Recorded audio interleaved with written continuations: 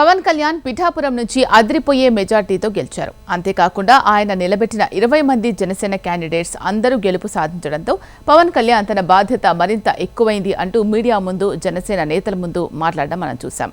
మరి Pawan గెలిచినందుకు cinema industry ప్రముఖులు కూడా శుభాకాంక్షలు తెలియజేస్తూ ఉన్నారు. అయితే పవన్ గెలుపు చూసి ఆనందపడిన వారే ఇప్పుడు టెన్షన్ పడుతున్నారు.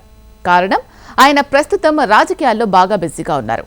మోడీ ప్రధానిగా ప్రమాణ స్వీకారం, చంద్రబాబు సీఎంగా ప్రమాణ స్వీకారం, ఆ తర్వాత పవన్తో కలిసి మంత్రులని ఎంపిక చేయడం, వీటి కోసం చాలా సమయం వెచ్చించాల్సి ఉంటుంది.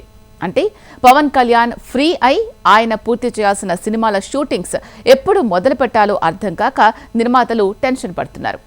హరీష్ శంకర్ తెలివిగా రవితేజతో సినిమా పూర్తి చేసేస్తున్నారు. అటు క్రిష్ వీరమల నుంచి తప్పుకున్నాడు. ఇటు సుజిత్ పవన్ కోసం వెయిటింగ్. ఇక నిర్మాతలు బడ్జెట్ కోసం అప్పులు చేస్తారు. పవన్ వచ్చి త్వరగా షూటింగ్స్ చక్కబెట్టేస్తే వాళ్ళు ఒడ్డున పడిపోతారు. లేట్ అయ్యే కొద్దీ వాళ్ళకి వడ్డీలు ఎక్కువైపోతాయి. అందుకే పవన్ గెలుపు చూసి ఆనందించే లోపే వారిలో టెన్షన్ మొదలైపోయింది. చూడాలి మరి పవన్ సినిమా అన్నీ కూడా కంప్లీట్ చేస్తారా, అసలు ఏం జరుగుతుంది అనేది.